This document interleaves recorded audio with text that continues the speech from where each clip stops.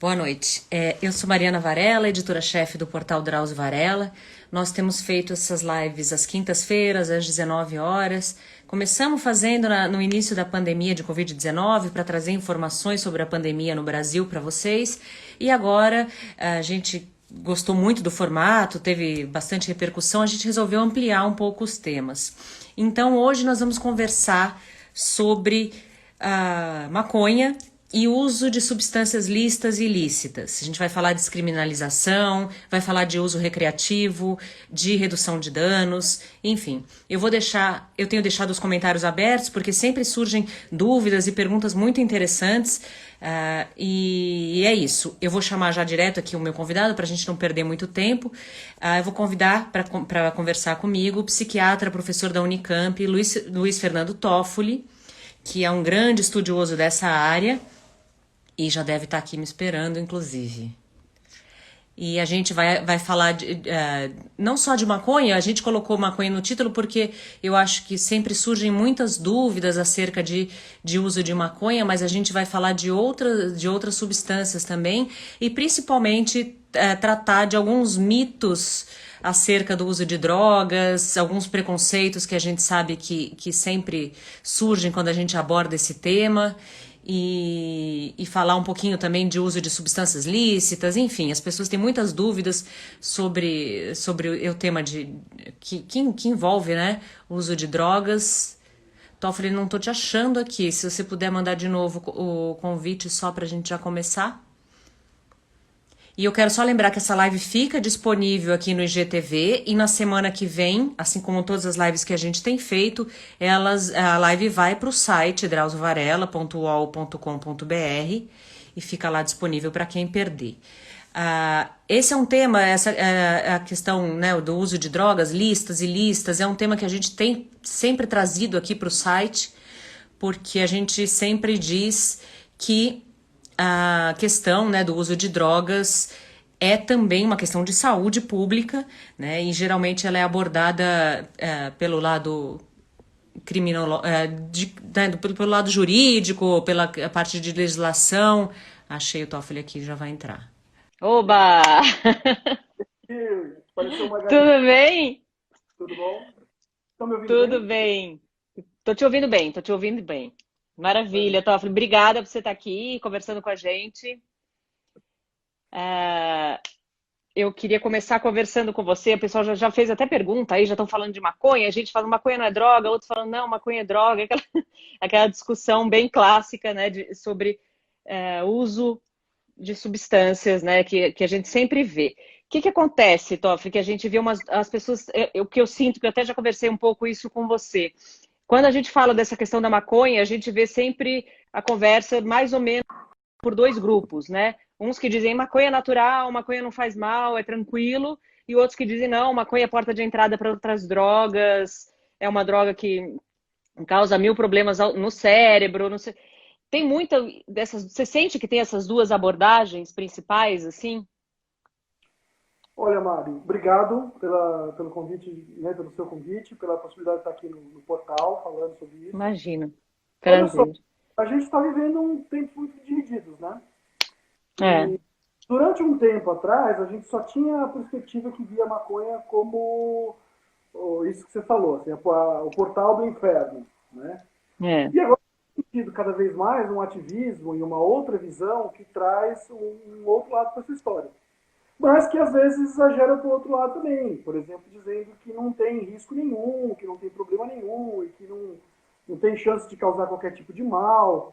E nada é isento de males. Né? Até a água, se você beber em excesso, você pode morrer. Então, eu acho que a questão aqui é muito importante nesse campo, é a gente encontrar um equilíbrio e poder saber onde é que estão as melhores informações disponíveis, sem pânico moral, sem medo, sem desespero, poder olhar os dados e tomar as decisões mais acertadas em relação às políticas das drogas, de cada droga. Uhum. Então, agora, do ponto de vista médico, né, assim, da psicofarmacologia, da medicina, a maconha é droga. Assim, mas também um monte de coisa é droga, né? Álcool é droga, tabaco é droga. E para a medicina, remédios são drogas também. A palavra droga ela é utilizada assim, vou usar uma droga aqui para tratar esse paciente. Os médicos usam genericamente como remédio, tanto que o nome de farmácia também é drogaria, né? Então, é uma substância que causa alterações no corpo, e mais especificamente, se a gente for pensar droga como substância psicoativa, como droga psicotrópica, obviamente a maconha causa uma alteração na consciência, então também a gente chamaria de droga. Agora, o problema é que a palavra droga, que originalmente, em holandês, queria dizer produtos secos, né? A palavra é dizer seco, então era igual secos e molhados, né? Como tinha os armazéns de secos e molhados, eram os produtos secos. Depois acabou virando qualquer substância, depois acabou virando substâncias psicoativas, os chamados entorpecentes, né, em alguns termos da lei. Né? E aí essa palavra pegou uma conotação muito negativa. E aí é importante a gente poder colocar cada coisa no seu lugar. Eu acho uma oportunidade interessante para a gente conversar. Tá, o pessoal está dizendo que o seu áudio está um pouco baixo, tá? Eu falei, eu não sei, eu estou ouvindo bem, mas eu estou com fone, eu não sei se Eu vou isso ficar aqui com ajuda. a fone. Tá melhor assim, pessoal? Vou ficar aqui meio caro. Desculpe. Eu tô te ouvindo bem, eu não percebo. Bom, beleza. É legal você ter falado essa questão, que você tocou nesse ponto da questão moral, né? Porque a gente sabe que esse debate sobre drogas praticamente não tem como a gente afastar a questão moral, né, Toffoli? Visto como a gente trata, por exemplo, aqui o pessoal começou a falar do uso de álcool, né? Que álcool também é droga. A gente sabe que álcool é droga, os efeitos do álcool estão mais do que, né, estudados, todo mundo conhece. No entanto, toda a situação social envolve o uso de álcool e a gente aceita isso numa boa. Com a maconha, não, né? Com a maconha, a gente tende a demonizar e achar que... Você acha que é possível a gente conseguir ter esse debate do ponto de vista sem essa questão moral por trás, assim, sujando o debate, digamos assim? Olha só, a gente está falando de questões culturais, né? A visão cultural que as pessoas têm das drogas. Isso muda muito lentamente, né? Mas eu acho que é essencial a gente poder fazer uma outra discussão que tente tirar essa parte moral, tente retirar essa parte do julgamento para a gente poder tomar decisões mais, vamos dizer assim, racionais e não tão emocionais, e não tão passionais como elas têm acontecido nas atuais políticas de droga. Então eu acho que é uma coisa fundamental. Agora, não é uma coisa que acontece da noite para o dia, né? As percepções que as pessoas têm sobre os riscos das drogas é muito diferente do que os especialistas entendem que é o risco de cada substância, né? Então, eu vou dar um exemplo para você. Isso varia também com o tempo e isso pode modificar, né? Então, por exemplo, fumar um maço de cigarros por dia, né? Isso na pesquisa da Fiocruz, que foi feita em 2015, é a última pesquisa, a pesquisa mais recente que a gente tem de opinião e de uso de drogas no Brasil, né? Que foi financiada pela Secretaria Nacional de Política sobre Drogas, a SENAD. Então, essa pesquisa entrevistou 16 mil pessoas, né, aproximadamente, um pouco mais de 16 mil. E aí, dessas pessoas, foi perguntado assim, o quanto que eles achavam que era, eu vou dizer para vocês, o percentual de pessoas que achavam que era um risco grave usar determinada droga em determinada circunstância. Então, por exemplo, fumar um ou mais maços de cigarro por dia foi considerado risco grave por 87% dos brasileiros. Isso é um dado interessante, que depois eu vou voltar quando eu vou falar de cigarro, né, que também é droga. Né? Por outro lado, tomar 5 ou mais doses de bebida alcoólica uma ou duas vezes por semana foi considerado como um risco grave apenas por 50% da população. E essa medida é uma medida que a gente chama de binge drinking, né, beber em demasia, e que está associado a riscos de saúde. As pessoas que consomem 5 ou mais doses de uma vez só, uma a duas vezes por semana, têm riscos associados ao álcool. E as pessoas não percebem isso. No entanto, isso só 50% das pessoas disseram que tem risco grave. No entanto, fumar maconha uma vez por mês ficou como risco grave para quase 60%. Né? 57%, quase 60% dos entrevistados. Né? E usar crack uma vez por mês foi considerado um risco grave por 85% da população. Eu não estou dizendo que crack não é uma droga que cause riscos, né? Claro. Mas se a gente olhar, por exemplo, o que a gente chama de prevalência, que é o quanto as pessoas usam cada substância, né, na população, menos de 1% da população utilizou crack na vida. Menos de 1%. E 30% das pessoas consumiram álcool no último mês.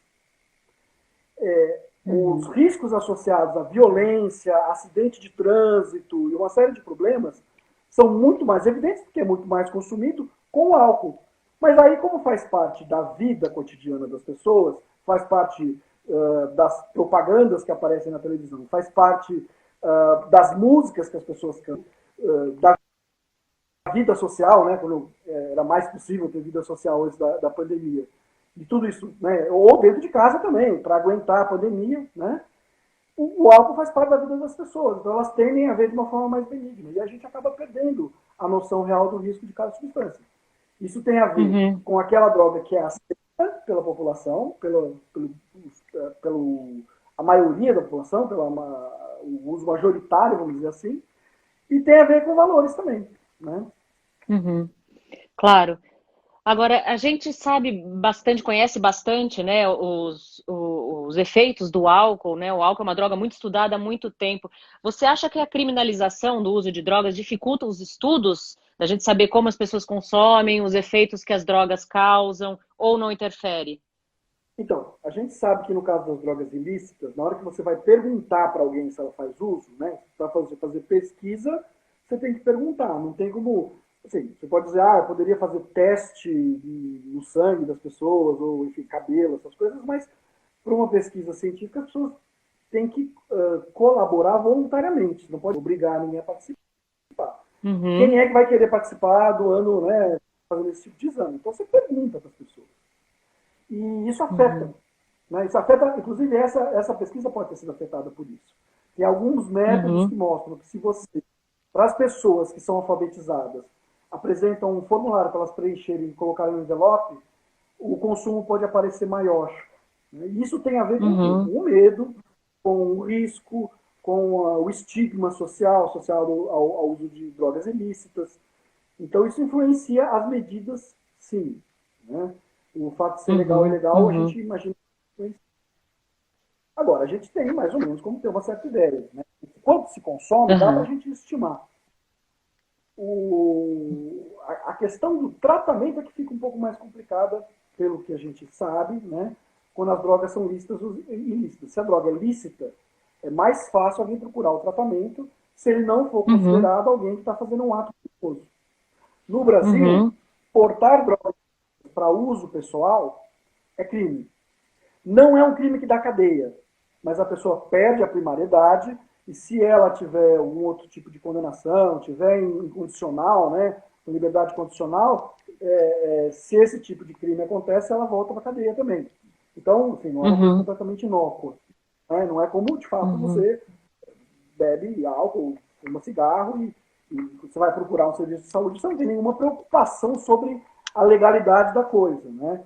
E no caso das drogas ilícitas, você tem mais medo de procurar tratamento por causa disso. Isso é o que a gente, né, o que a gente pode, o que a gente conhece dos dados disponíveis.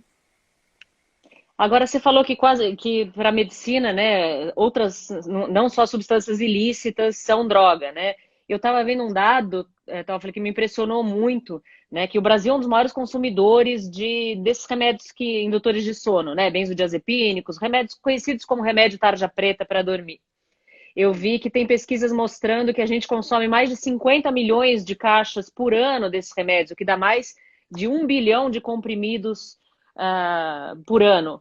Quer dizer, é uma quantidade assustadora, né? E a gente praticamente não fala nisso, ou então quando não acha isso um problema tão grave, né? Você nota isso? Isso é um problema, esse consumo de benzodiazepínicos, de remédios para dormir, a facilidade para encontrar esses remédios, enfim. Não, com certeza esse é um problema. Qualquer médico de família, qualquer médico da atenção básica, né, do chamado posto de saúde, sabe que esse é um grande problema para se enfrentar. Principalmente pacientes mais velhos, numa época em que a medicina prescrevia esses remédios com muita facilidade. Qualquer coisa já passava. Qualquer problema, qualquer questão social, inclusive. Eu tenho uma amiga psiquiatra que trabalha, né, na saúde mental da atenção primária, né, ou seja, na saúde mental, ela estuda a saúde mental para as unidades básicas de saúde, né, os postos de saúde. E ela costuma dizer que quando o médico fica nervoso, ele passa um benzodiazepínico para o paciente. Né, uma piadinha, um pouco assim. Então, isso tem acontecido menos, né, menos frequentemente, mas ainda é um problema muito grande. A gente encontra bastante gente usando. E é importante saber que, especialmente essas drogas, né, os chamados calmantes benzodiazepínicos, eu vou falar o nome de algumas dessas substâncias, o nome genérico. Né? Por exemplo, diazepam, clonazepam, flunitrazepam. Né? São esses zepams da mina com zepam, é um benzodiazepínico. E a caixa tem, você consegue com a chamada receitinha azul, né, o chequinho azul, aquela receita compridinha azul, e tem a caixa com tarja preta, que significa que causa dependência. Então, causa dependência como drogas que causam dependência. Né? E no caso, são drogas que causam dependência prescritas por médicos. E é importante saber que essas são substâncias que, de certa forma, dão um certo barato. Além de induzir sono, além de poder tranquilizar quem está numa crise de ansiedade, elas dão um efeito psicológico. Né? E por isso a gente tem que tomar muito cuidado, orientar os pacientes para que façam uso, que o que é recomendado é que se não faça mais uso contínuo por mais do que 4 semanas. Orientar que tem risco de dependência. Pedir para o paciente reduzir o mais breve que puder. Né? Antes que crie a dependência, porque depois que criou a dependência, funciona como alguém que está dependente de cigarro, está dependente de álcool, está dependente de cocaína ou crack. E agora mudou uma substância que você consegue na rede de saúde. Existe venda ilegal. Existe venda ilegal dessas substâncias, que seria o equivalente de um tráfico, vamos dizer assim, que não tem esse nome, a substância não é ilegal. Né? Seria descaminho, tem outros termos legais para isso. Mas o maior consumo mesmo é o consumo prescrito. E aí as pessoas vão lá, e aí às vezes cria-se um hábito de uma prescrição automática durante anos, e às vezes o paciente pega um médico e fala assim, não, vamos tentar abaixar. E aí o paciente às vezes até fica bravo. Né? A gente tem que ter uma conversa muito cuidadosa a respeito disso. Agora a gente vê, por exemplo, com o tabagismo, né, que mudou muito a abordagem. Por exemplo, antes falavam abordagem do tratamento, né, de ajudar as pessoas que querem deixar de fumar. Você acha que isso mudou com outras drogas também, com drogas ilícitas, para quem faz uso abusivo de substâncias? Mariana, você está me ouvindo bem? Porque as pessoas continuam dizendo que meu áudio... Eu estou te ouvindo super bem. Eu estou te ouvindo super bem. Vou falar mais alto, mas é o jeito, tá? Também com essa carona aqui perto do celular para facilitar também, tá bom? Tá. Então, no caso do cigarro, tem duas coisas que acho que vale a pena a gente comentar. Primeiro, o cigarro, houve uma campanha muito forte, a gente estava falando de percepção de risco, de percepção social, né? O cigarro é uma droga que causa muitos males, é provavelmente a droga mais associada a risco de vida que a gente tem, né, em termos de impacto na população geral. Embora o álcool seja muito consumido, o cigarro está mais associado em percentual a quem fuma o cigarro a ter problemas de saúde do que quem bebe. Né? Comparando pessoas que bebem com pessoas que fumam têm mais chance de ter problemas de saúde. E aí, sem precisar proibir o cigarro, houve uma mudança muito grande de consumo do cigarro no Brasil. Né? Ele caiu assim terrivelmente. Né? Você que tem mais ou menos a minha idade sabe o que era quando as pessoas viajavam no avião fumando. Né? Era maluca, né? Que tinha assim, ala de fumantes e não fumantes, mas era um avião só numa atmosfera só. Né?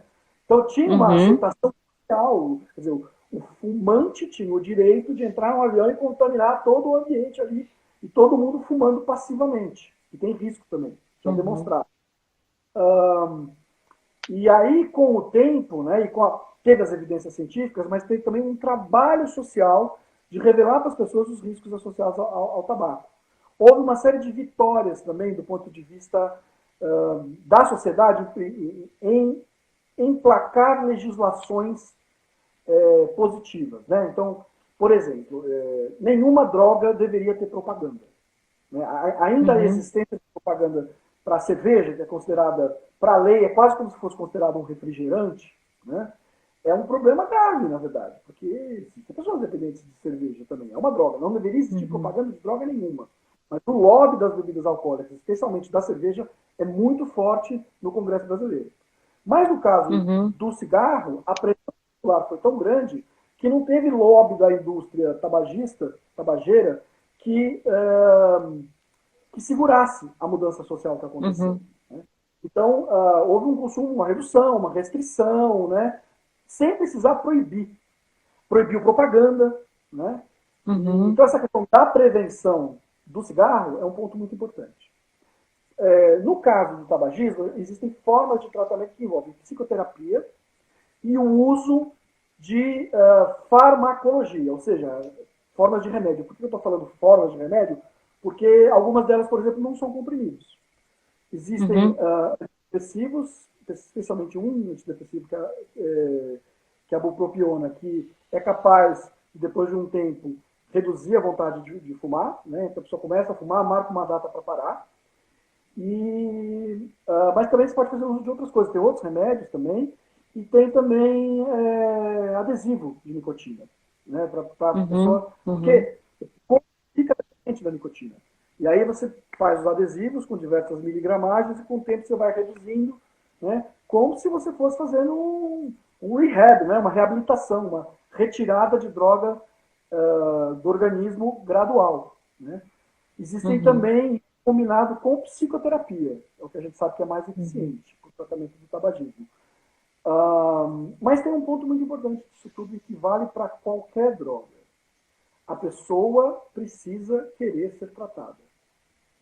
Fazer o tratamento à força, a gente só faz tratamento à força no campo das drogas, ou só deveria fazer, porque às vezes acaba acontecendo de forma até ilegal, mas só deveria fazer de forma forçada quando o indivíduo está psicótico, está fora de si, está suicida, né? Está com risco para si, está para autoagressão ou de agressão aos outros, de uma forma muito deliberada.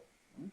E aí, nesse caso, a gente pode fazer uso desse tipo de tratamento, mas na imensa maioria das vezes, a gente precisa que a pessoa aceite fazer o tratamento. Eu sei que Isso vale para qualquer droga, né? Sim.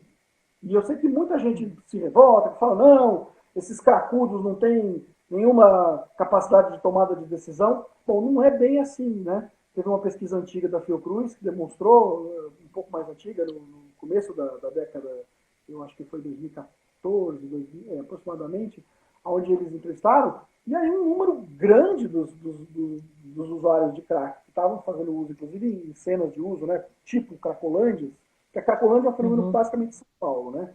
Mas desses mocós de uso, nessas cenas de uso na rua, um número enorme dessas pessoas quer fazer tratamento. Mas elas não sabem muito bem como esse tipo de tratamento, né? E muitas vezes passaram por tratamentos focados na abstinência e não se deram muito bem. Outras se dão bem, né? Então, eu acho que, falando de tratamento, tem uma coisa muito importante que a gente precisa saber a respeito de drogas. Bom, primeiro, o tratamento involuntário ele deve ser a exceção e bastante excepcional. Então, é importante a vontade da pessoa. Segundo, não existe fórmula mágica. Então, se alguém chegar e falar assim, mas com o meu primo, eu tenho literalmente um primo, teve problema com crack, fez um determinado tratamento, fez tratamento em comunidade terapêutica e teve uma resposta muito positiva. Então eu posso falar, né? Funcionou com o meu primo. Vai funcionar com o primo de todo mundo? Não necessariamente. Então as pessoas estão em momentos diferentes, de percepção diferente sobre drogas, né? E elas vão ter formas diferentes para poder funcionar. Então tem gente que vai funcionar no terapêutico, mas tem gente que vai funcionar frequentando reuniões dos narcóticos anônimos ou dos alcoólicos anônimos. Outro vai procurar um serviço ambulatorial. Outra pessoa vai procurar o CAPS-AD. Outra pessoa não está conseguindo parar, não está querendo parar. Então a gente pode usar recursos de redução de danos, que é para manter essa pessoa viva, né, e em equilíbrio, né, para algum momento que ela puder, se ela quiser parar, ela poder parar também. Isso é bem diferente. A gente vê isso com tabaco, né, Toffoli? Que a gente aqui no site recebe muita depoimentos, muitos depoimentos de pessoas que pararam de fumar, e isso é nítido, cada um para de um jeito. Tem gente que usa medicação, tem gente que vai reduzindo até parar, tem gente que um dia joga o maço e fala, nunca mais eu quero fumar, e aí larga de vez, né? Funciona estratégias diferentes para pessoas diferentes, né? Eu acho que isso é muito claro com drogas lícitas. A gente, na medicina como um todo, na psiquiatria como um todo, não existe um tratamento que funciona para todo mundo. Mas, particularmente do uso problemático de drogas ou dos transtornos do uso de substâncias, né, que é o nome oficial na psiquiatria, realmente a gente precisa ter uma visão plural. Plural. Essa visão precisa ser plural. Qualquer um que diga assim, ó, a resposta, a solução é essa, na minha opinião, está equivocado. Porque essa é a solução, talvez para uma determinada pessoa, mas não para todo mundo. E agora, a gente está falando aí, né, de responsabilidade, da pessoa precisa parar, precisa querer parar. E quando isso acontece com adolescente? Tem muita gente perguntando de adolescente aí, né? Adolescente que usa muita substância, ou né, alguém falou de maconha, fuma o dia inteiro, ou álcool. É um pouco mais complicado com o adolescente, não é? Dá para o adolescente também ter essa noção de que ele precisa parar, ou dos riscos, enfim. Ele tem condição de tomar essa decisão? Então, para começo de conversa, para quem já passou por isso, quem não é adolescente, quem está perguntando adolescente é porque não é mais, né? Quem já passou por isso sabe que não é nada fácil ser adolescente. Né? Você está num período de vida muito sujeito a vários riscos, né? Não só o risco de droga, mas... Claro. E aí, do álcool, tá, gente? Álcool está dentro dessa história. Álcool é droga. Muitas pessoas passam batido com a história do álcool, né? Inclusive, a pergunta da live é: maconha é a droga mais usada? Não. A droga mais usada é álcool, né? Para começo de conversa. Não é a droga ilícita mais usada, mas é a droga mais usada. A droga ilícita mais usada é maconha mesmo. Então, voltando à questão do adolescente, né? Então, envolvimento com várias coisas também, é um momento onde as pessoas, que acontece envolvimento com crime, por exemplo, comportamentos de risco, como dirigir também de forma irresponsável, enfim, né? Outros comportamentos de risco em geral. Então, é um momento muito delicado da vida. É importante a gente lembrar disso. E lembrar que a gente passou por isso. E é preciso, para quem cuida, ter um equilíbrio. Falar é fácil, tá? Eu sei que falar é fácil. Mas o que a gente deveria buscar é um equilíbrio entre saber colocar limites, poder dizer com clareza aquilo que traz riscos ou não, mas para isso a gente precisa estudar os riscos também, mas poder dizer, olha, isso aqui, na minha opinião, pelo que eu conheço de você, pelo que eu conheço da vida, né, pode não ser uma boa. E, por outro, não exagerar na brutalidade, ou melhor, não ter brutalidade, né? Então esse limite precisa ser colocado sem brutalidade. E também não ter negligência. Então é um equilíbrio também importante para quem tem adolescente em casa, né? Você não ser bruto demais, você não ser negligente demais e você também não, o famoso passar a mão na cabeça, né? Aceitar tudo, que a pessoa faça tudo. Então não é fácil, de fato não é fácil. Eu ainda acho que a melhor forma, tem duas formas importantes para lidar com adolescentes desse tipo de drogas que vale a pena. Uma é o exemplo.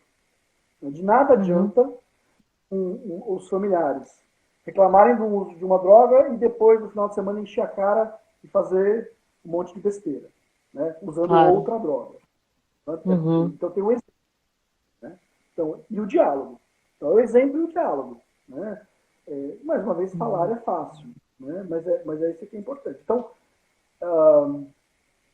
ao se deparar com uma situação que alguém em casa está fazendo uso de droga, a primeira coisa que a gente tem que fazer não é chamar a polícia, é conversar. E depois, conversar. E depois, conversar de novo. É só no diálogo que a gente resolve as coisas. E tem uma outra coisa que a gente precisa pensar também, quando a gente fala de drogas e adolescência e drogas de maneira geral. E existe uma visão que funciona para muita gente. Né? É a visão que funciona para o pessoal que gosta, principalmente se sentiu bem acolhido nos alcoólicos anônimos, né, no AA, e nos narcóticos anônimos, no NA. É muito utilizado também nos serviços que são centrados no tratamento na abstinência, como, por exemplo, as comunidades terapêuticas. que é a visão de que a dependência é uma doença. O uso problemático de substâncias é uma doença. Para algumas pessoas resolve bem, porque elas entendem, bom, isso é uma doença e para eu vou ter sempre essa doença e para eu não ter essa doença eu não posso usar a substância. Acabou. E para algumas pessoas funciona muito bem. Né? Mas para adolescentes eu acho que é importante pensar numa outra possibilidade também. Que o uso de drogas seja sintoma e não doença. Que o uso de drogas entre porque há outros problemas na vida dessa pessoa. E que, às vezes, a gente costuma falar muito, né, sobre a droga que causa dependência, uma droga que causa a capacidade das drogas, porque elas têm, de fato, uma facilidade maior ou menor, dependendo da droga, de causar dependência. Então, a gente fica focado muito nisso. Né? Mas olhar também quais são os fatores pessoais que levaram essa pessoa a abrir.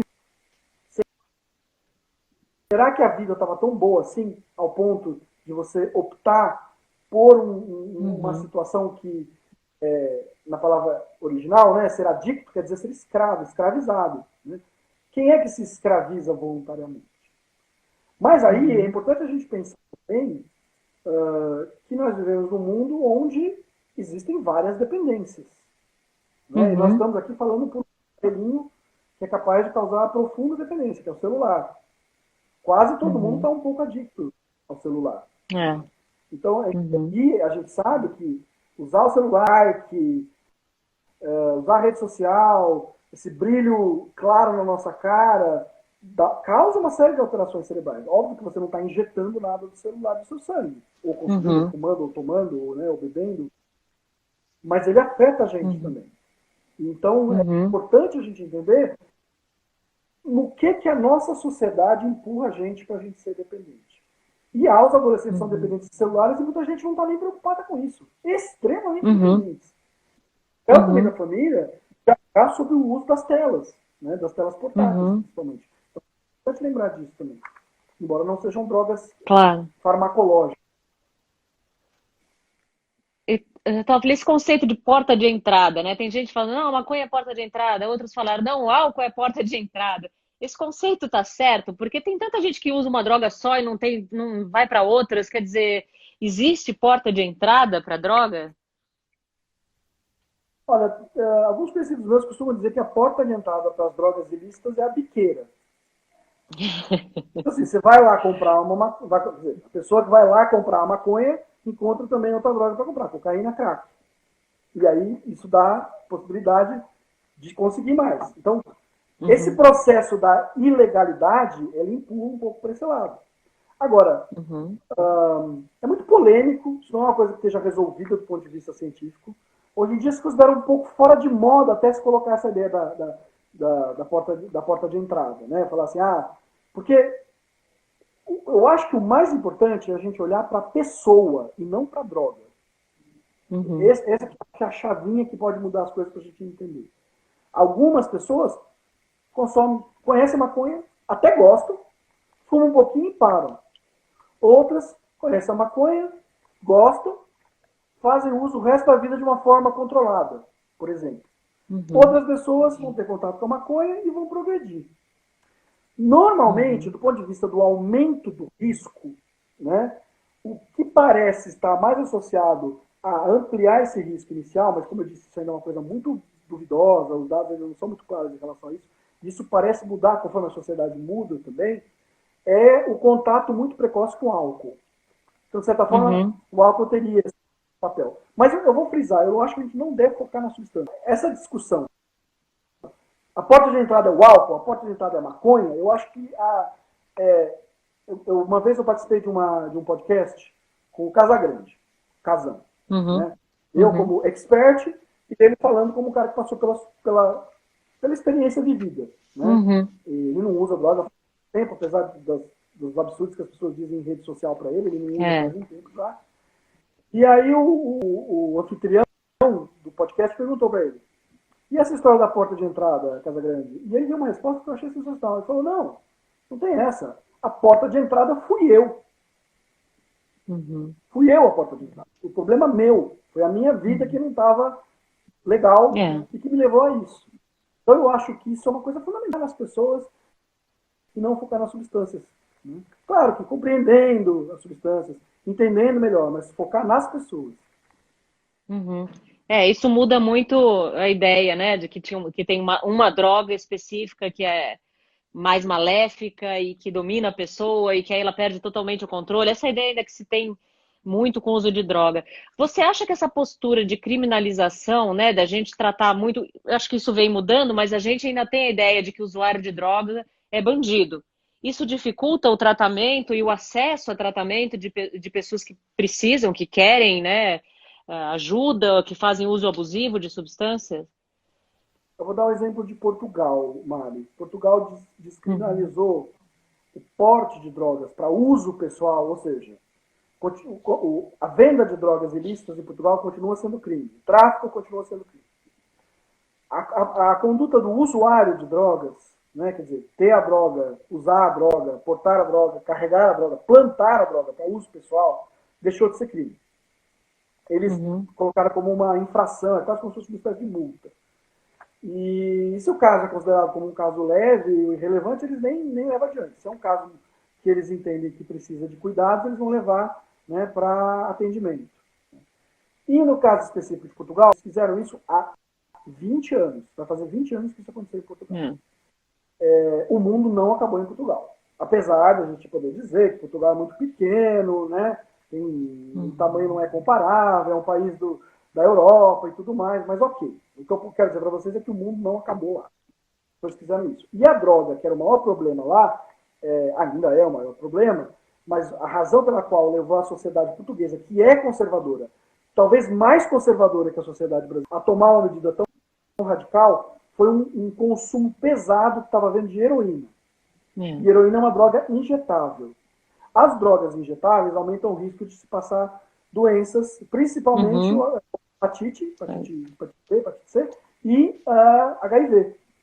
Uhum. E a transmissão do HIV em Portugal caiu monstruosamente depois que isso aconteceu. Então a gente entende que isso tem a ver com a retirada do lugar do usuário, de lugar de criminoso, para o lugar de ou consumidor, Uhum. né, ou pessoa que está precisando de ajuda. Uhum. Colocar na criminalização o usuário não tem sentido nenhum. E aí algumas coisas. E sim, isso é o que está em processo de ser decidido, sabe-se lá quando?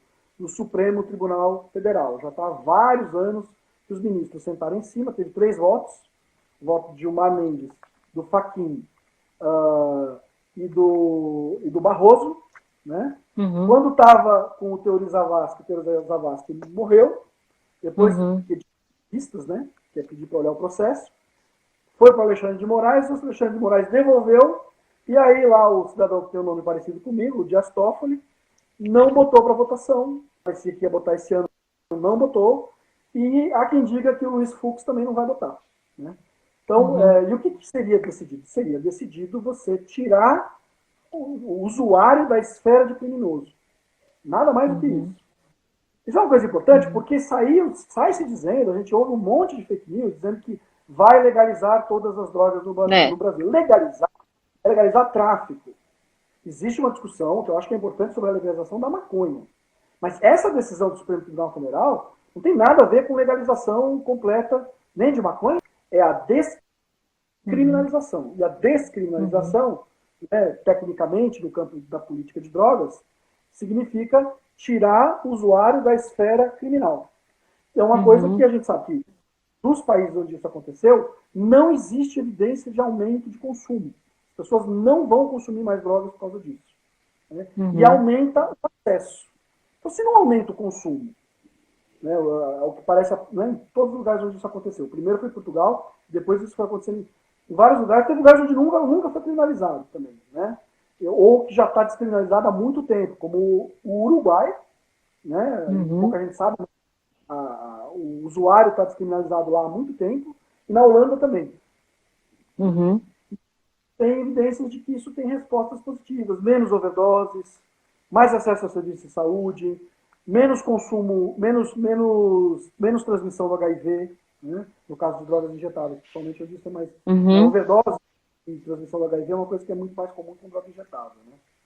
Uhum. E Uhum. Então a gente tem uma situação onde a gente tem várias virtudes e não tem os problemas associados a essa conduta. Mas a população brasileira tem muito medo de falar disso. Qualquer coisa que fale sobre drogas, como a violência está associada, principalmente nos bairros, nas periferias, está associado ao tráfico, fica uma ideia de que ao se fazer isso é uma espécie de liberou geral, né? E não é. Não é. É interessante você falar disso, porque eu estava vendo aqui nos Estados Unidos também, né? Tem vários estados. Oi, caiu aqui? Tem vários estados que liberaram o uso recreativo de maconha, né? Eu nem ia falar ainda da maconha, eu ia falar da descriminalização das drogas. O Oregon fez isso agora, estadualmente. Né? Agora, sim. Isso. Fez o que Portugal fez, só que no nível estadual. Antes disso, algumas cidades já tinham feito isso, mas o primeiro estado que fez isso nos Estados Unidos foi o Oregon. Pode ser que isso estabeleça uma nova tendência de descriminalizar o usuário. Mas, desculpa, eu te interrompi. O que você estava falando? Não, eu ia falar dos Estados Unidos, que também, vários estados, inclusive estados conservadores, né, aceitam o uso recreativo de maconha, descriminalizar o uso recreativo de maconha, né? Lá eles legalizaram mesmo, né? Aí eu já costumo fazer essa discussão. Descriminalizar é liberar o usuário da esfera criminal. Legalizar é colocar dentro da cadeia produtiva tudo, é transformar como o cigarro ou o álcool, e também depende da forma de regulação, né? Por exemplo, varia de estado para estado. Né? Então, por exemplo, tem propaganda, não tem propaganda, se tem comestíveis, não tem comestíveis, como é que vai ser a loja que vende, a loja que não vende, para onde que vai o dinheiro dos impostos. Aí isso é super variado de estado para estado. Então, na verdade, os Estados Unidos têm legalizações da maconha, né? E não apenas uma única legalização. E aqui no Brasil a gente tem um problema grave desigual. A gente sabe que o consumo... Oi, desculpa, a gente falou junto aqui, acho que travou aqui. Termina, pode falar. Não, eu ia falar que por ser um país tão desigual no Brasil, a gente sabe que tem um uso permitido para determinadas pessoas, né? Principalmente pessoas brancas de classes mais altas, e que a criminalização recai sobre a população pobre e negra, né? Isso é evidente. Qualquer festa de jovem hoje que você for, fica muito, muito, muito óbvio, né? Então, as pessoas dizem que o Brasil é o país da impunidade, mas acho que a gente precisa ter um pouco mais de clareza que o Brasil é o país da punibilidade seletiva. Então, se você é preto, pobre, periférico, tem muito mais chance de ser preso. É preciso ter muita clareza em relação a isso. Nós temos um sistema de justiça que é muito injusto, muito desigual, e os julgadores não têm a mesma cor dos julgados. Exatamente. Como uma coisa normal, né? Ninguém critica isso. Então é importante ter clareza de que a gente tem o que se chama de seletividade penal no Brasil. E aí, até nesse julgamento de quem é considerado traficante, quem é considerado usuário, tem um peso grande se a pessoa é pobre, se a pessoa é preta, sim. Né? De dados específicos que apareceram no estudo que foi encomendado até pelo Alexandre de Moraes, demonstraram uma associação, uma maior chance de pessoas com menor escolaridade serem condenadas como traficantes, com as mesmas quantidades que pessoas com maior escolaridade eram consideradas usuárias. Então, existe isso. Sim, também o acesso à justiça, né? Quem tem acesso a um advogado. E é por isso que é muito importante o sistema o sistema da defensoria pública, né? Como a gente precisaria, né? Que é uma espécie como se fosse um médico do SUS, né? O advogado ali que está as pessoas que não têm dinheiro para pagar um advogado. Isso é uma coisa muito importante. Né? A gente poderia mitigar um pouco o problema. Então, parte do problema brasileiro, ele não é unicamente uma questão de legaliza ou não legaliza, descriminaliza ou não descriminaliza. Se a gente não resolver o extremo racismo estrutural que tem no sistema judiciário brasileiro, a gente não vai resolver o problema completamente, não. Então é preciso reconhecer que ele existe. E isso é difícil. Tem Uhum. muitas pessoas da área do direito que não, nem admitem isso. Então é preciso admitir que Uhum. há um problema para poder ser resolvido. Uhum. Eu acho que a questão das drogas, assim como outras questões também, a gente tenta tirar elas um pouco da questão multidisciplinar, né? Porque não tem como discutir droga sem falar dessa questão legal, sem falar da questão de saúde pública, sem falar da questão social, né? A gente fica fatiando a discussão, né? Isso é super, assim, atrapalha muito uma visão geral da situação, né? Eu não consigo conceber a gente olhar para as drogas que não seja de uma maneira interdisciplinar. Tanto que o Uhum. nome do meu laboratório, o laboratório que eu coordeno lá na Unicamp, é Laboratório de Estudos Interdisciplinares sobre Psicoativos, né, o LEIPS. Porque, Uhum. e aí a gente tem um monte de pessoas de várias áreas, né? Não é só Uhum. médico, psicólogo. Né? É Uhum. preciso a gente olhar com o olhar da economia, o olhar da sociologia, o olhar do direito, dos operadores do direito, enfim, a gente pode enumerar infinitamente, né? Farmacologia, biologia, enfim. É um problema complexo demais para a gente achar Uhum. que uma única categoria tem a capacidade de tomar a decisão de forma absoluta. Não tem. Uhum. Uhum. E Toff, agora para encerrar aqui, infelizmente a gente já está meio terminando. Você acha que os médicos estão preparados para tratar dessa questão? Agora eu vou te jogar essa casca de banana aí. Eu acho que ninguém está para lidar sozinho. Vou repetir o que eu falei. Ninguém, nem os médicos. Uhum. Né?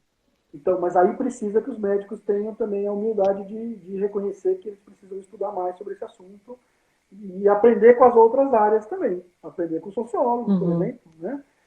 Tá. A, a formação médica, ela é muito tradicional no Brasil. Não a formação, os cursos de É. medicina bastante, eles se modernizaram, Uhum. mas a instituição medicina é muito conservadora ainda. A gente precisa Uhum. ter uma maior capacidade de olhar o diferente.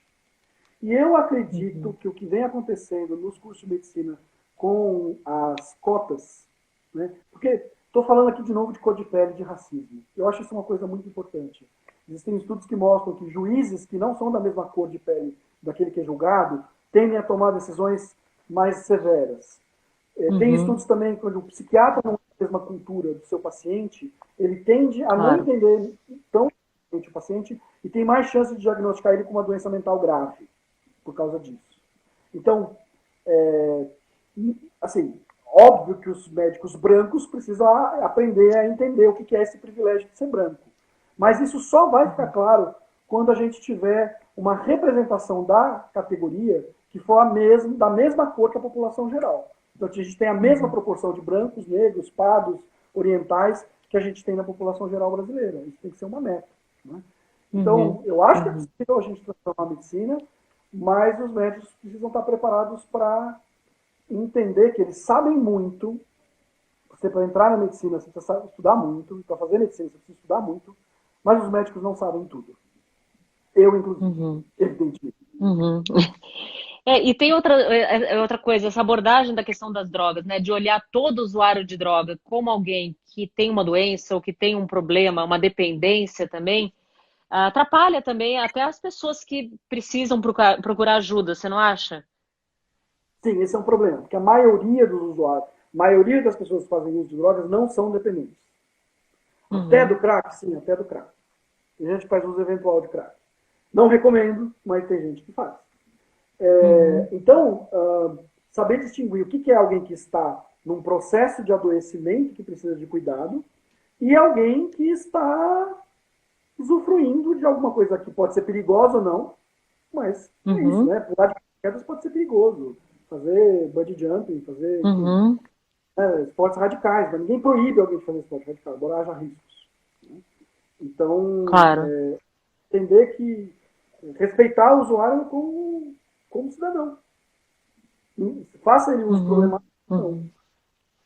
Respeitar como pessoa. Uhum. Afinal de contas, é o que nós devemos fazer com todas as Ótimo. pessoas. Ótimo, Toffoli. Queria te deixar aí o espaço se você quiser fazer suas considerações finais aí, dar algum recado, enfim, fica à vontade. Eu acho que é o seguinte, não acreditem no que eu falei. Vão se informar. Leiam, É. procurem mais sobre o campo, né? Façam as suas próprias opiniões, mas vão atrás pensando que pode ser que tudo isso que a gente foi exposto durante todos esses anos, né, do proibicionismo, né, das drogas perigosas, e que pode ser perigosas mesmo, mas que essa coisa de que as drogas automaticamente são um risco, pode não ser bem assim. Pode ser que tudo que tiveram ainda será até hoje, não seja desse jeito. Então, vai buscar o conhecimento. Como diria o Etribilu. Ótimo. Ótimo, exatamente. Eu queria aproveitar e fazer um jabá também, que tem um livro que está saindo agora, de um antropólogo que chama Maurício Fiore. O livro tem prefácio do Toffoli, chama Substâncias, Sujeitos, Eventos, uma autoetnografia sobre o uso de drogas, da editora Telha. Eu estou fazendo esse jabá porque eu acompanhei muito o processo do livro, tudo, e eu acho que ele faz exatamente essa abordagem que, né, multidisciplinar, né, interdisciplinar, né, com várias áreas, área social, área da saúde. Então, estou fazendo esse jabá aí, fica a minha recomendação. A live vai ficar salva aqui no IGTV. Semana que vem está no site. E o livro é, né? E eu quero te agradecer, Toffoli, mandar um beijo para Laura, minha sobrinha, que está aparecendo aqui, mandando um oi, tia. E agradecer você muito e já deixar aqui o espaço aberto para outras vezes, que esse assunto é interminável, não consegui abordar nem metade das coisas que eu queria. Tá bom? Obrigada. Obrigada a todo mundo que Obrigado. assistiu aí, gente. Tamo junto. Até mais.